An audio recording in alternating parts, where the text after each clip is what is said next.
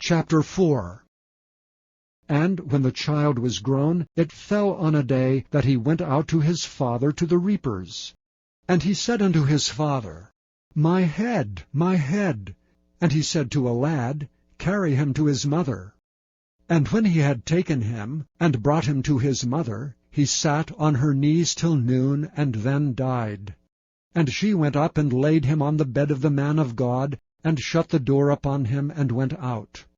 And she called unto her husband, and said, Send me, I pray thee, one of the young men, and one of the asses, that I may run to the man of God, and come again. And he said, Wherefore wilt thou go to him today? It is neither new moon nor Sabbath. And she said, It shall be well. Then she saddled an ass, and said to her servant, Drive, and go forward. Slack not thy riding for me, except I bid thee. So she went and came unto the man of God to Mount Carmel. And it came to pass, when the man of God saw her afar off, that he said to Gehazi his servant, Behold, yonder is that Shunammite.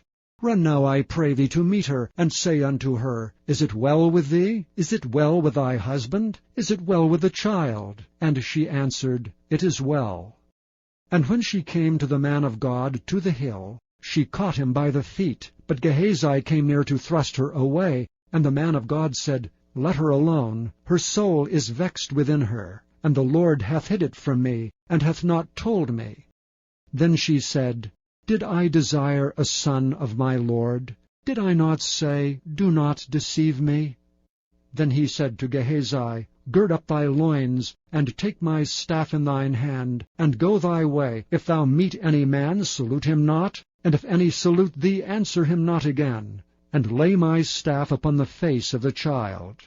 And the mother of the child said, As the Lord liveth, and as thy soul liveth, I will not leave thee.